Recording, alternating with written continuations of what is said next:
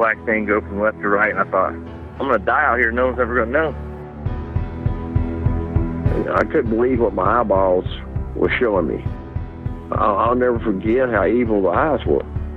It was horrible. I mean, I've never seen nothing that evil. It ran towards me at a rate that I can't even explain. Turned and stared at me, and this look of, I just want to kill you. I want to say it was human, but it wasn't. He was yelling at me to grab a gun, grab a gun. I was like, for what? He said, just grab a gun. And there's footprints all the way to the door of my house. It had went inside my garage, all the way to the door. 911, what are you reporting? Jesus Christ, you better... Sir? Zia! Hello? Get somebody out here. What's going on now, sir? That son of a bitch is about 6'9", I don't know. Do you see him now, sir? Yes, I'm looking right at him. Uh-oh. You're listening to Sasquatch Chronicles. Check us out online at sasquatchchronicles.com. If you've had an encounter, email me. My email address is wes@sasquatchchronicles.com.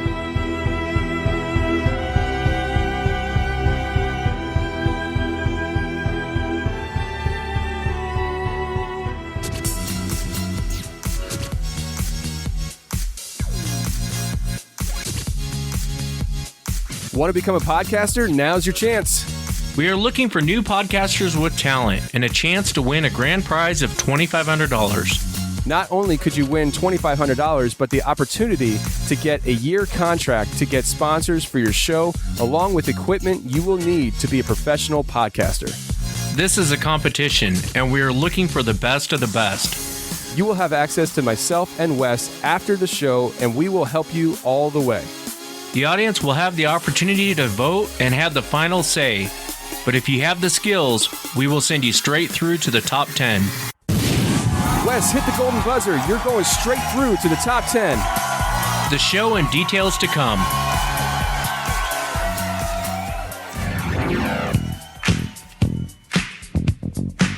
Welcome to the show, everyone. Thanks for being here tonight. Got a great show planned for you tonight. Before we get down to business, I want to welcome Tony Merkel to the show. Tony, thanks for coming on. How are you doing tonight? Doing well, brother. Thanks for having me here. Yeah, I appreciate you being here. And I played, that was a commercial. Tony and I were actually asked to develop a new show for up-and-coming podcasters. And there's a lot of details we're working out, but they asked us if we would develop this show. And to be honest with you, it's a great opportunity. I'd almost rather be a contestant than a judge on it.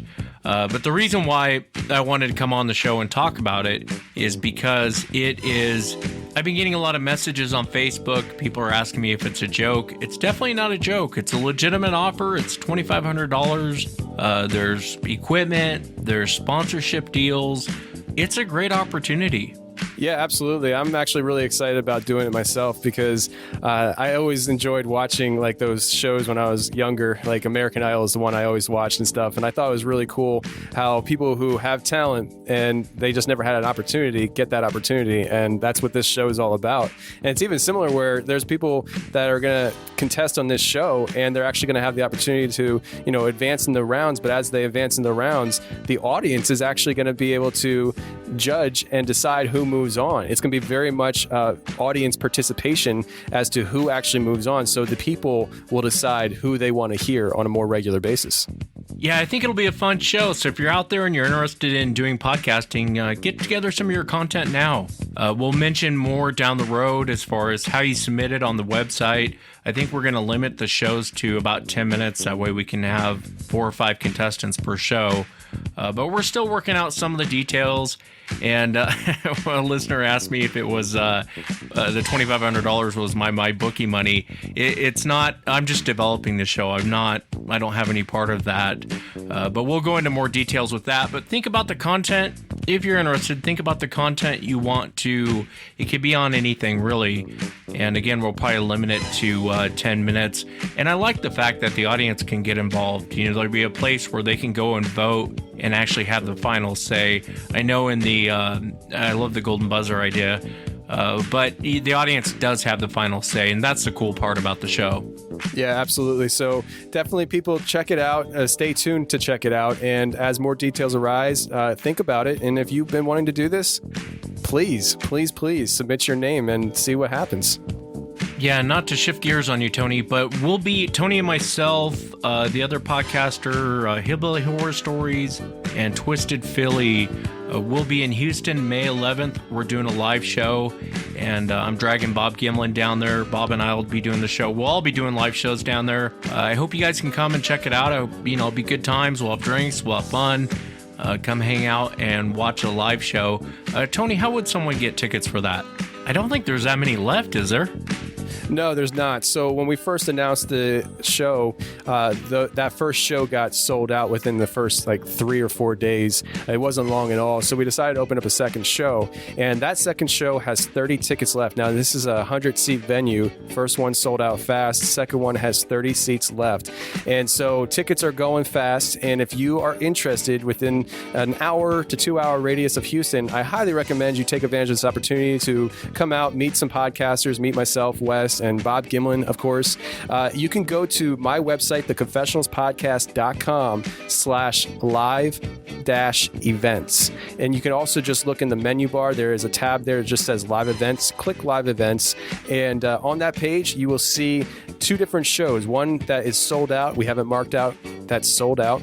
And then if you scroll down a little bit more, you'll see the second show, the Houston, Texas tickets from 1 p.m. to 5 p.m. show. Just click that button and it will redirect you to the page where you can purchase your ticket. There are only 30 tickets left. So as this show airs, I imagine you're going to sell out fast on that. So definitely get them while they're hot. Yeah, I can't wait to see everyone down in Houston. It'll be good times had by all. Tony, thanks again for coming on, man. Thanks for having me.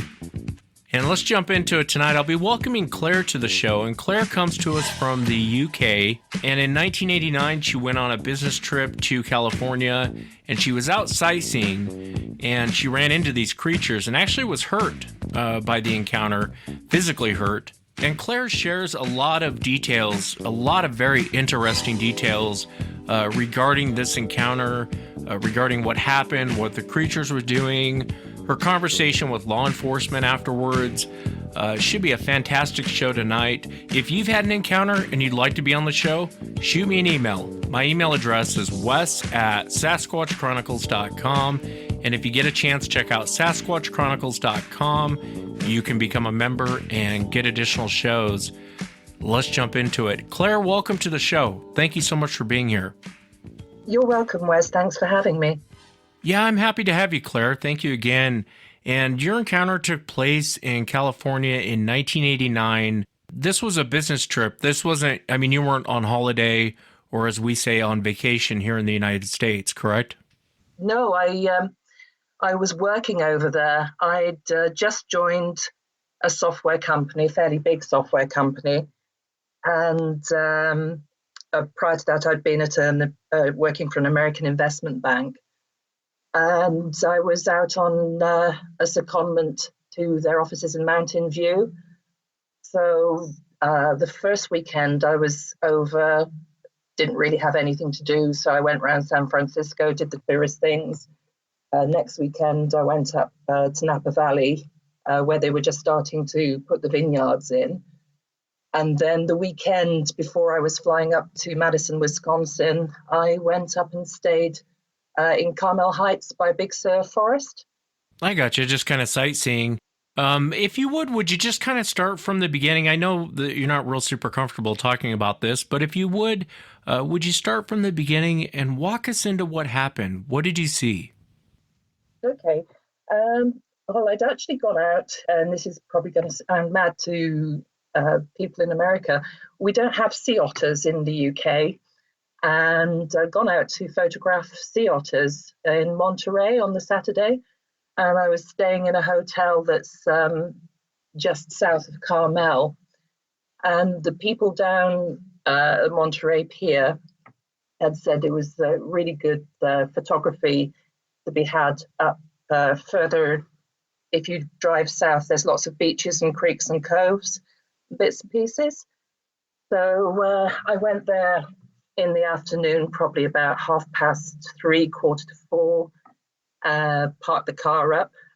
There is a trail that's quite an open trail. It's more like a path that goes down to a beach, and probably about half a mile to a mile from the parking area. And at the first beach you come to is very, very stony. And then you can walk across when the tide's lower. And there's a big beach moving back up north that is very, very sandy. It was great. There's a load of rocks on the far side. So I wandered up there, sat down, I got my camera bag with me, taking photos, and was really just waiting for the sort of sundown.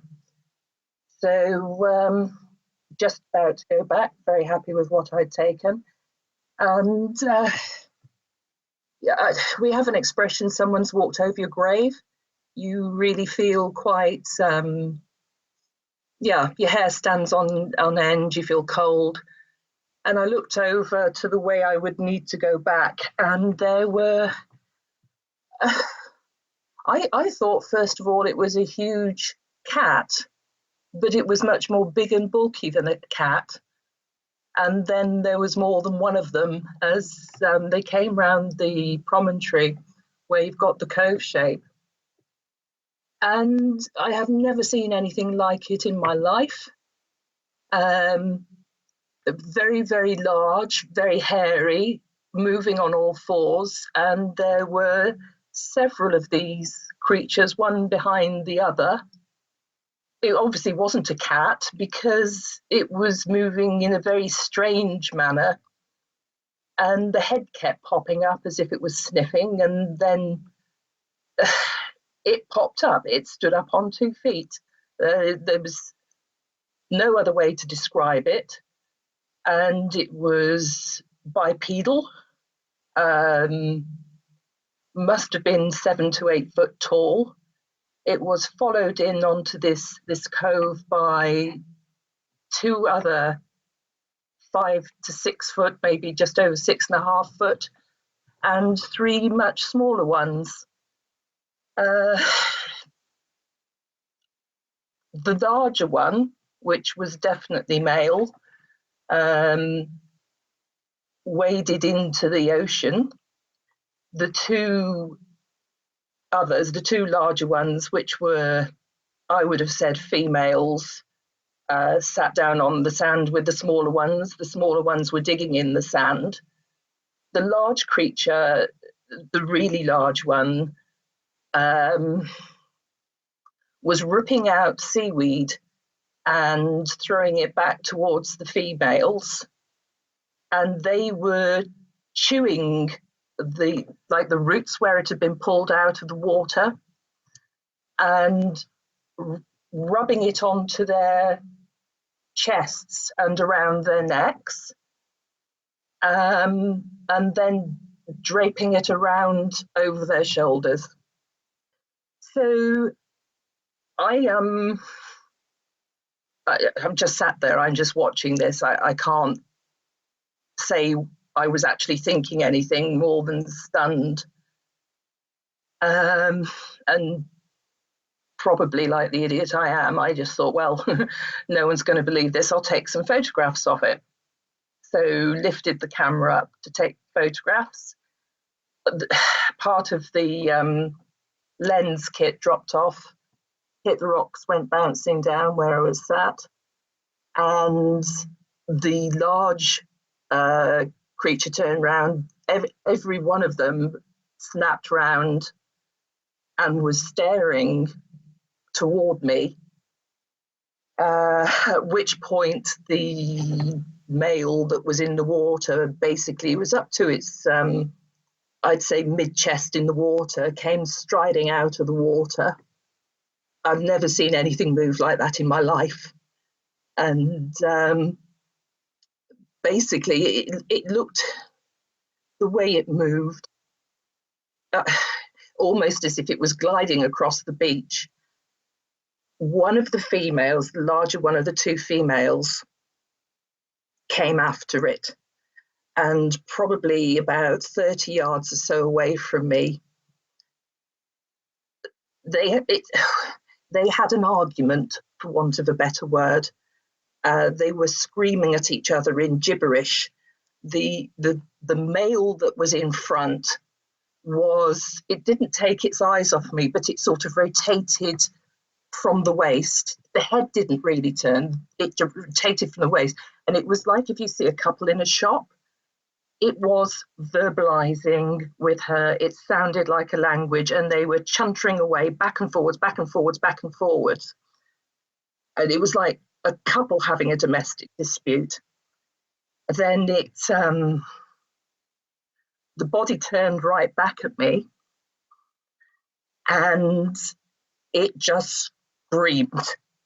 It was like no other sound I've ever heard. It was bellowing at me, and effectively it just threw down and slammed its fists into the sand, and then stood up.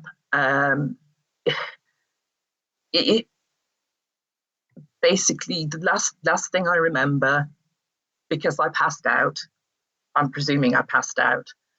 I was feeling incredibly sick. Was this thing, mouth wide open, big pink mouth, and it was obviously male. It had an erection and it was urinating, and that is all I remember.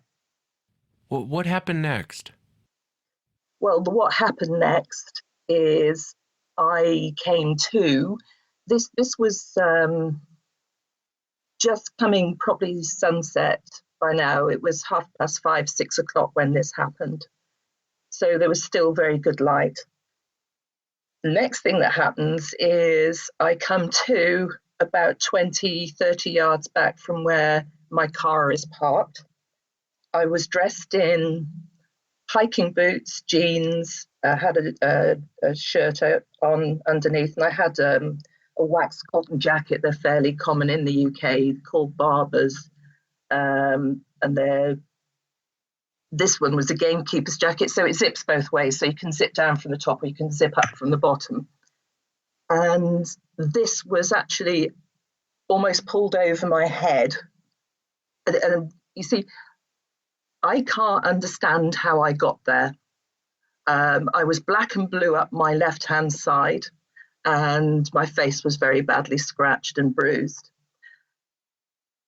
I could have got there. I just don't understand how I got there, because I can't remember getting there.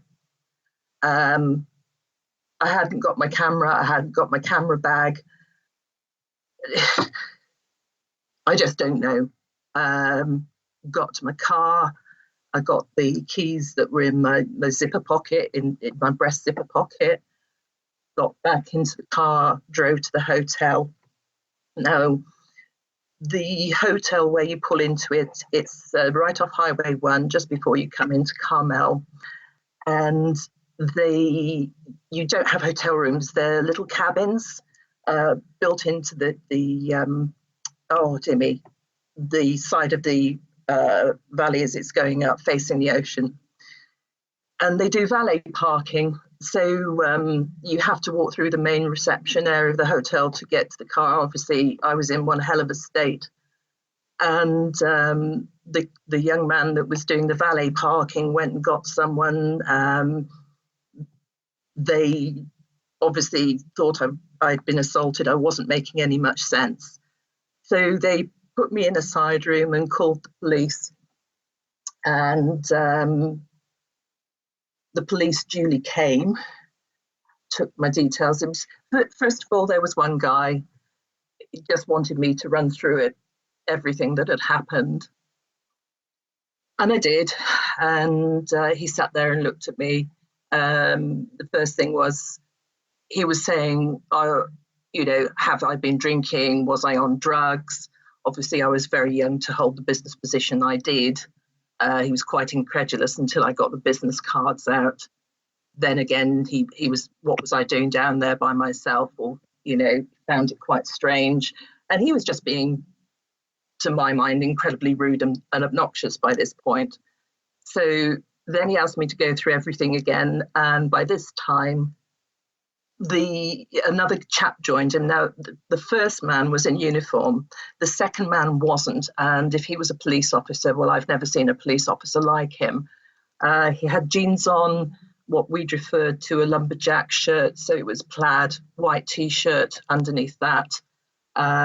He was in his 40s, early mid-40s, very, very wiry pepper hair, big beard, didn't say anything, just stood at the back of the room and listened to what I had to say, went through the whole thing again.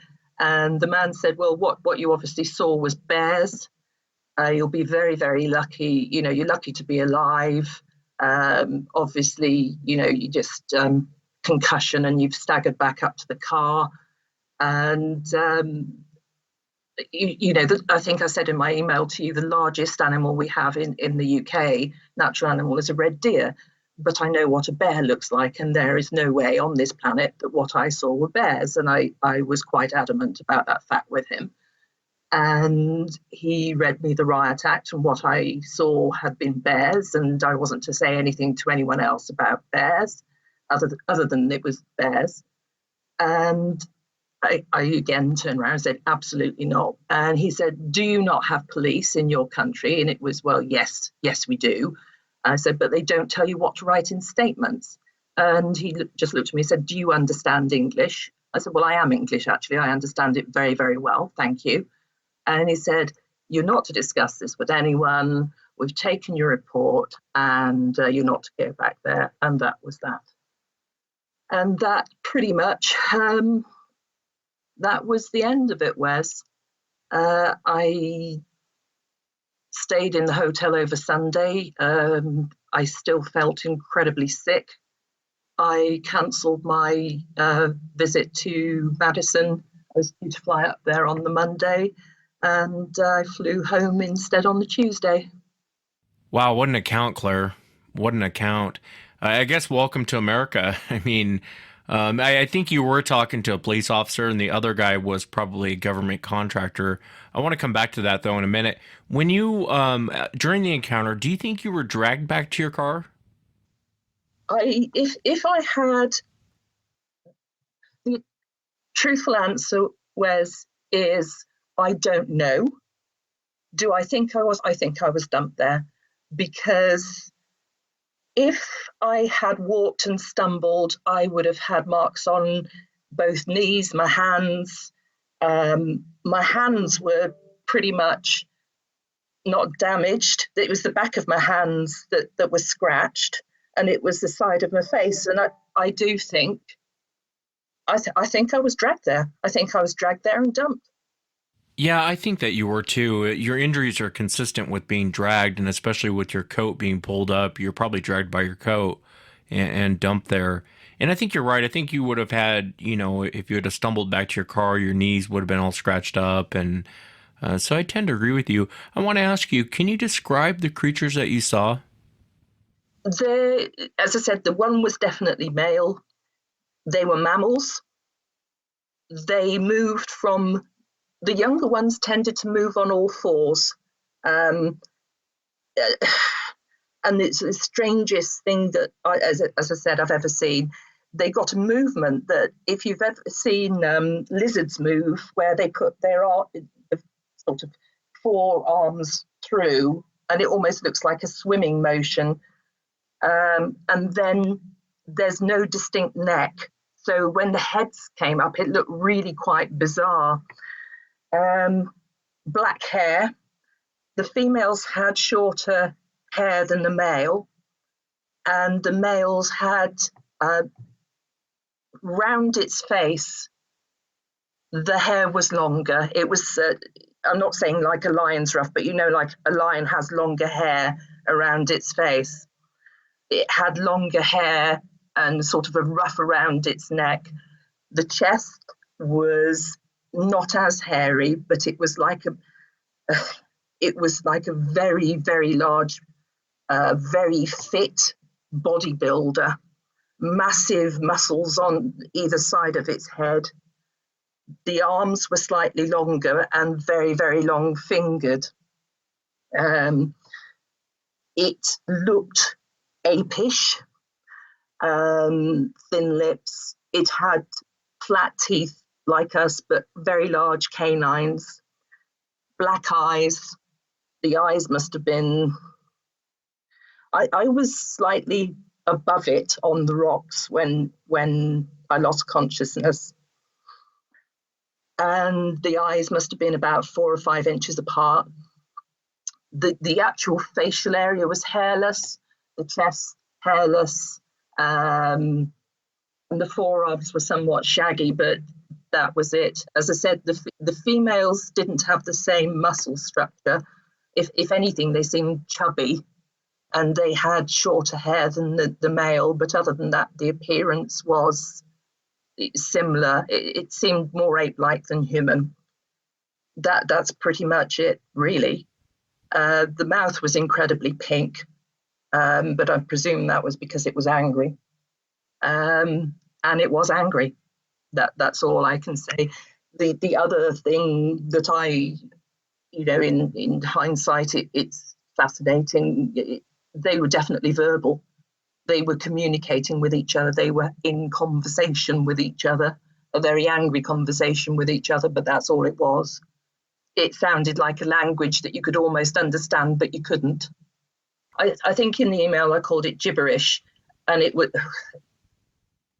and when one would finish speaking to the other, it would go, and the other one, they would just back and forward, back and forward, back and forward. And that was pretty much that. Like I said, after they finished having their domestic, the male turned around as he was at full height, screamed, and just smashed his fist into the ground, and that and the scream, and I was very much bye-byes, yeah. Yeah, I don't blame you for passing out. I probably would have passed out too. It's interesting how you described the language, and I know when you and I talked off the air, I asked you about it, Ron Moorhead and the Sierra sounds, and you had never heard them before. I'm curious, did it sound like this?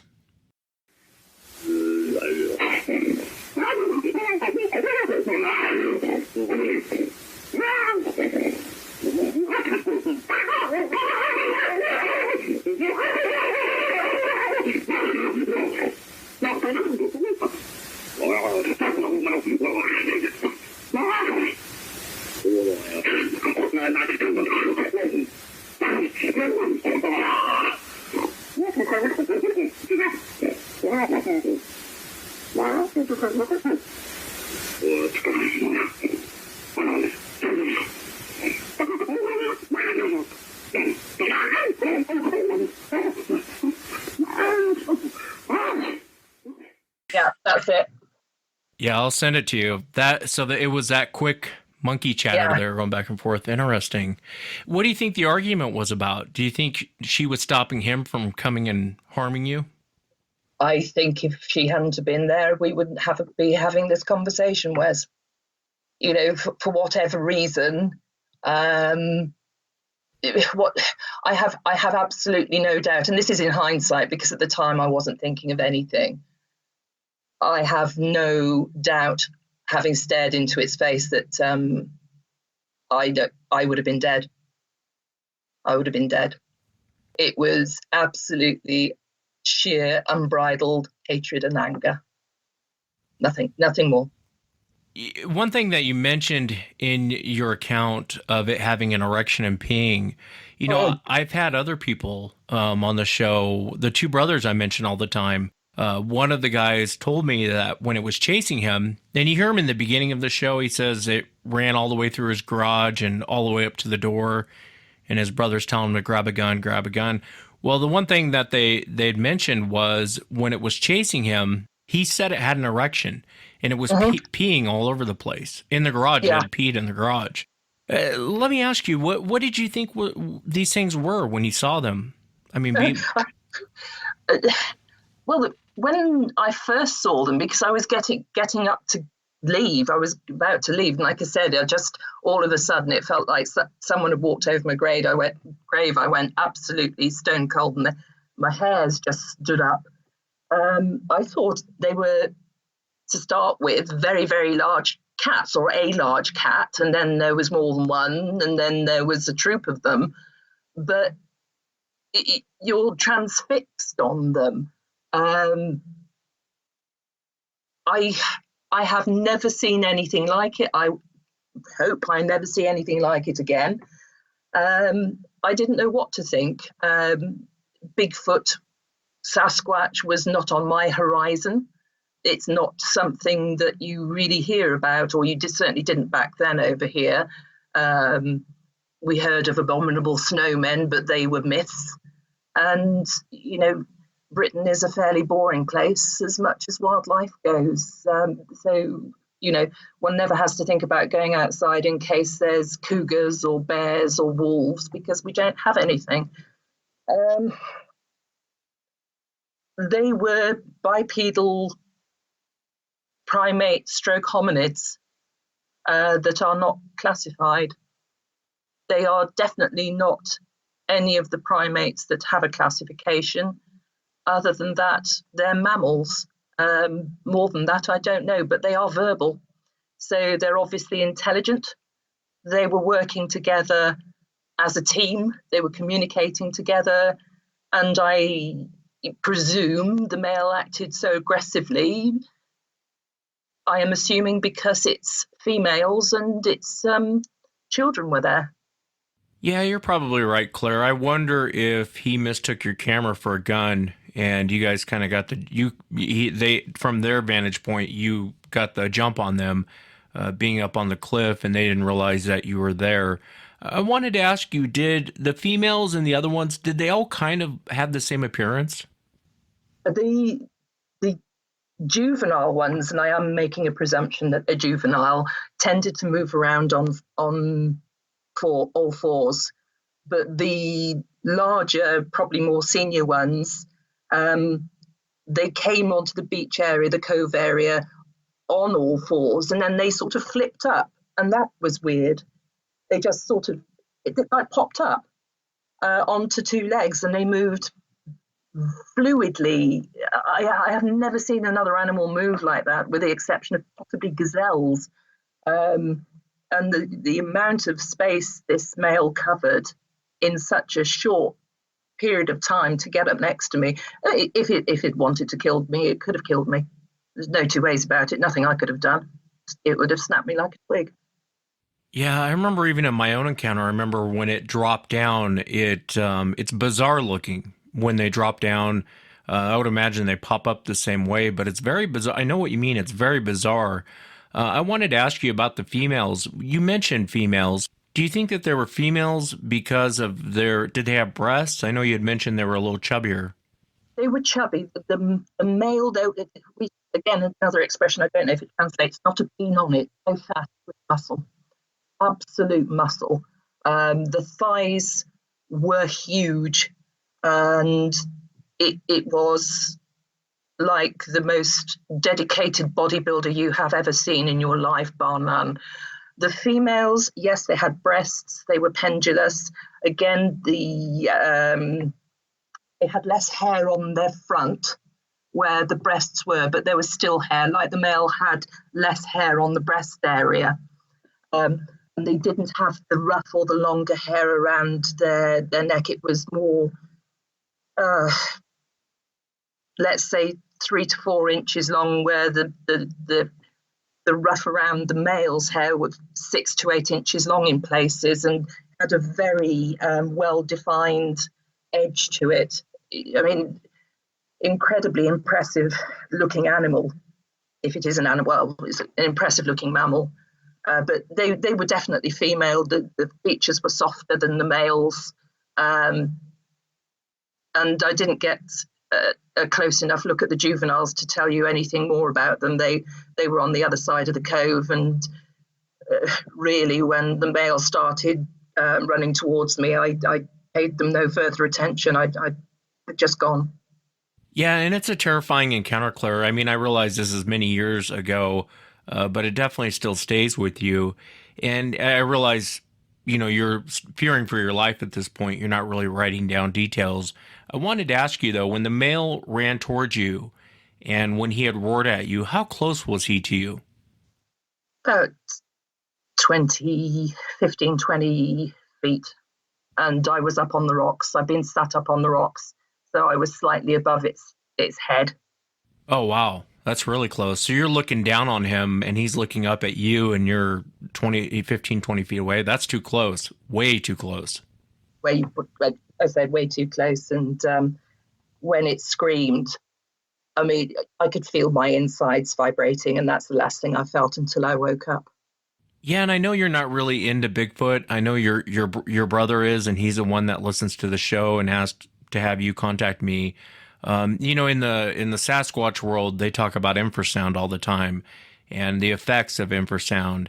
And I don't know if you've ever looked into that, but do you think it might have been just fear? That's why you passed out? Could have done. I've never fainted in my life, but perfectly. Yeah, well, I'm kind of glad I did in a way. Yeah, when they roar at you, Claire, I mean, you feel it. I mean, they scream at you, you feel it. And a lot of witnesses report that. I mean, it rattles your insides when it hits you. I wanted to ask you, one thing I find really fascinating about your account is I get a lot of reports of these things down on the beach. The one thing that really caught my attention when we were talking about it, so the male was pulling seaweed out and throwing it on and eating it and then throwing some on the shore, and the females were rubbing it on their bodies? It's long seaweed. It's like ribbons, and it's got like the roots on the bottom, and the females were chewing it, rubbing it across their chests, and they were putting it on their shoulders. Yeah, that one detail really fascinates me. I wonder why. I wonder if they were to walk away with it, putting it on their shoulders to walk away with it. I don't know. Yeah, I don't strange. know. Like I said, they were putting it on the shoulder, so I don't know. We take seaweed tablets, don't we, for vitamins, I think.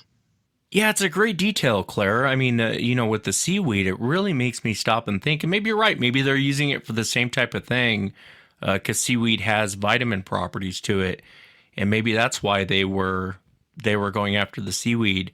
I'm curious on how this affected your life, because you're from the UK. Here in America, Sasquatch is pretty well known. Bigfoot's pretty well known.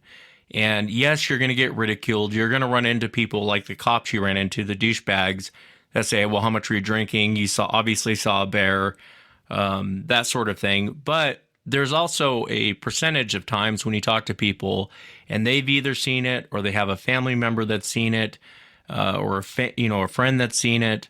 How did this affect you? And because I don't know that you guys really have Sasquatch in the UK. I haven't looked into it, so I can't really answer intelligently about it. I'm just not sure if you guys have it there or not. I would be very surprised. We get flying saucer reports, I think, as most, or UFO reports, as most countries do, but that's about the sum of it. And then you've got old stories about footpads and the like, but they're very much put down as myth and historical stuff. How did it affect me? Well, just to sort of round this up some years later, when I came back, well, I obviously had to tell the company that I wouldn't be flying up to Madison to go and see the other software company they just bought. And I probably made a mistake, I should think, of telling the HR lady why. And I didn't call it Bigfoot because at the time I just didn't know what it was, but I explained what had happened. Went back to the UK. It didn't affect my career there, but obviously it had got around the US office, and I was the crazy woman from the UK who'd seen a Sasquatch, which is really when I started looking at, oh yeah, okay, that's a Sasquatch. Maybe it was because, it just got as far as me looking at a couple of pictures in books at the time, because the internet really wasn't back then. And it could have been, but obviously the pictures are not what you see in real life. So, and who's to say there's only one sort of them? I have travelled the world, been all over the place by myself, never really worried about it. But I have to say, I probably lost an awful lot of confidence after that, not surprisingly. One sort of funny codicil to the whole experience, Wes, thinking about it, was many years later, I continued to work in IT, and I was working a lot with government clients over here and military and such like. And you get vetted, as I'm sure you do in the US. You have, you used to call positive vetting and then DV, deep vetting. And they obviously check your background, do what they do, meet with friends, family to ask questions about you. And then you get interviewed and you have the usual questions, you know, would you take money for selling company secrets? Have you ever stolen from anyone? Have you had an affair? Have you used prostitutes? La, la, la. So was going through the interview with this chap. And after about 10 minutes, he said, and have you ever seen a Bigfoot?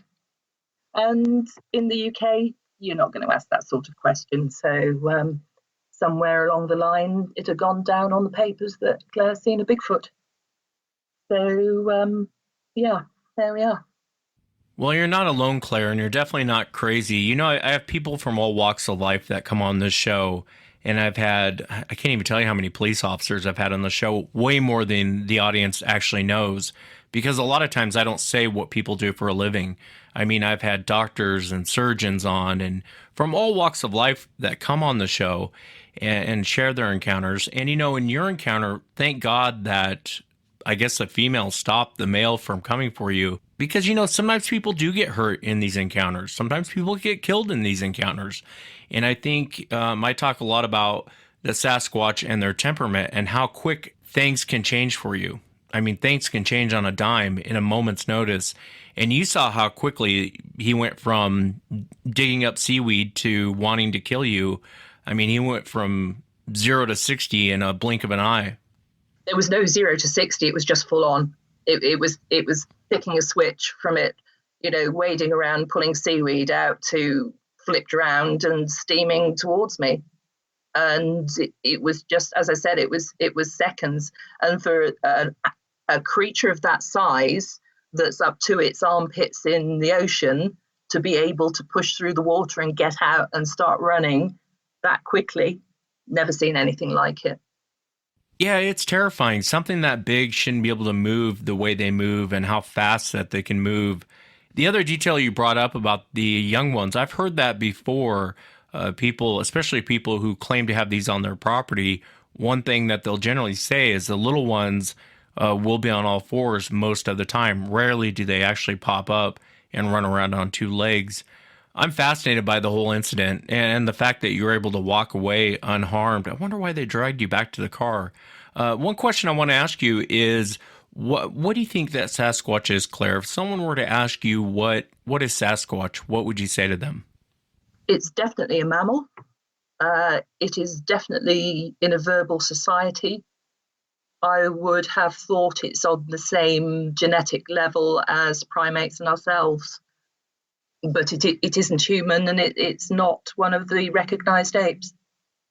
Somewhere in the middle of both, I think, Wes. Yeah, I tend to agree with you, Claire. It's, I guess on behalf of America, sorry for the cops that were dicks to you. That really is a shame. But, you know, you tend to hear that a lot with encounters.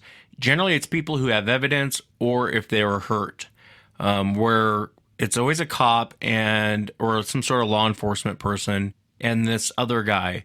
And I really think the other guys that show up are government contractors. And I think their job is to shut you up, you know, to make you be quiet and to let you know you saw a bear and don't go back down there. I mean, this happens more than you would think. And so I truly believe there is a effort to conceal this from the public. This is definitely being covered up. And again, I think when you get hurt or if you have evidence, you're probably going to get a visit from these guys, and because there's proof to what you're saying. You're walking away with something. And you know, the thing about the encounter that really I'm stuck on is I wonder why they would drag you back. I mean, your injuries are consistent with being dragged back towards your car, but that seems kind of bizarre. I wonder why they would drag you back. Well, as I say, I don't know that I was, but I presume I was, and they just dumped me there. Because the actual track down from the car park down to the coves, You've got hill on one side, and the other side you just got thicket and brush. So you couldn't have really got through there. It was very dense. And yes, I could have been concussed. I could have fallen down. I could have hit my head. I probably fainted. I don't know. But they weren't interested in me getting medical attention. Not that I don't think needed it. I probably should have been seen by a doctor. I hadn't got any noticeable bangs to my head other than my face was badly scratched. But they were just interested. What did you see? You didn't see that. This is what you saw. We're telling you what you saw. You saw bears, and don't tell anyone else you saw anything else. That was all they were interested in doing. You've seen bears. Yeah, and that's generally what these guys do, Claire. I've heard it time and time again. They always try and cram a bear story down your throat. You know, you hit a bear, you shot a bear, you were attacked by a bear. And generally, these guys will show up one of two reasons. Either A, you have evidence, or B, someone got hurt. And that's the only time I've ever heard of these guys actually showing up. And it's very consistent to what you said. There's always one guy in a uniform who's obvious law enforcement, and then there's a second guy. Now, the second guy seems to be in charge, I think, and he's not dressed in any sort of uniform. He's, like how you described him, jeans, beard, shirt, looked like he walked off the street. And generally, those guys are the ones who are actually in charge. I think those guys are government contractors. And I say that because I think eventually when this comes out, there's the government can deny they knew anything about it. Well, we don't have anyone that, all our law enforcement guys are, they're in uniform. They don't show up in jeans and t-shirts, and they're not going to threaten you on it. What are you talking about? And I think eventually those guys will be the fall guys. Probably sounds crazy to the audience, but I've had some time to think about this. And I think when they show up, again, it's because you have evidence or someone got hurt. And they have to shut you up and make sure that you don't go around saying you ran it, especially being a professional businesswoman, you have injuries. Bear doesn't make any sense, but that's what they're there to shut you up. And that's probably why they didn't call an ambulance or take you to the hospital. Whether you needed treatment or not, you think they would have offered it to you. And that's probably the last thing they wanted you to do, because then there's documentation. Obviously, they can get around that and get rid of documentation. I know I sound like Alex Jones, but I've heard so many things about these guys off the air. And I wish, it's so ridiculous they go with that argument that, it's a bear, it's a bear, it's a bear. It generally just pisses witnesses off when these guys show up and do that. You would think they would use a different tactic when dealing with people. Here in the United States, a lot of times when people see these things and they get close to them, they will describe a smell. They will describe it as like rotten flesh or a sewer, 1,000 times worse than a skunk. Just a real nasty smell. Not always. It doesn't get reported as much as people think, but it does get reported. And I'm curious, when you were on the rocks looking down at this thing, you're 15 feet away from it, did you smell anything during your encounter? No. I have listened to a couple of your shows after my brother suggested I contact you, and I know that people have said there's an absolutely awful smell. I can't say that I smelt anything at all.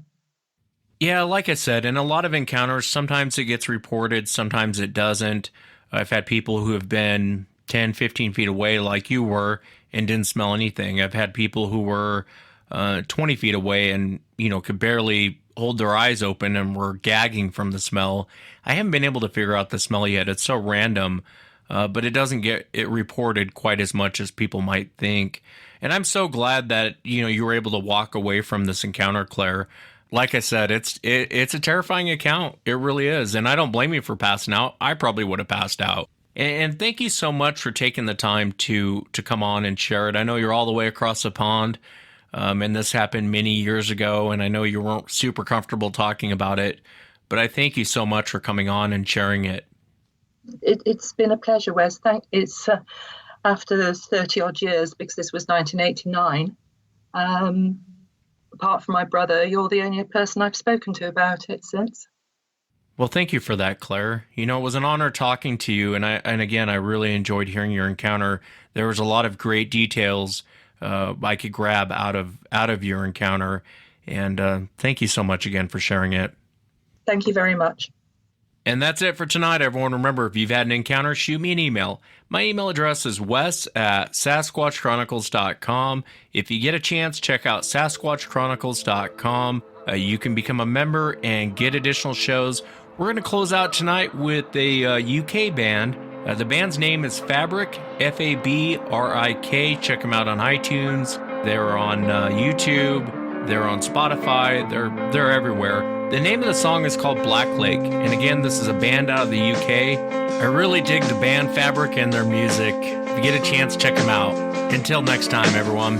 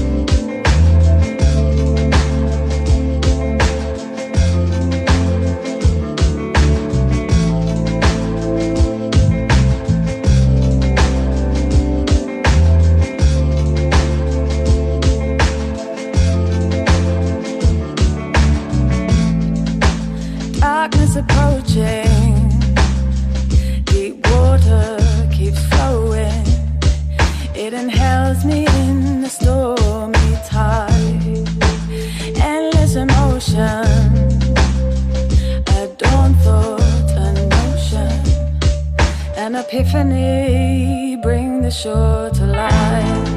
Save me from myself, let me drown.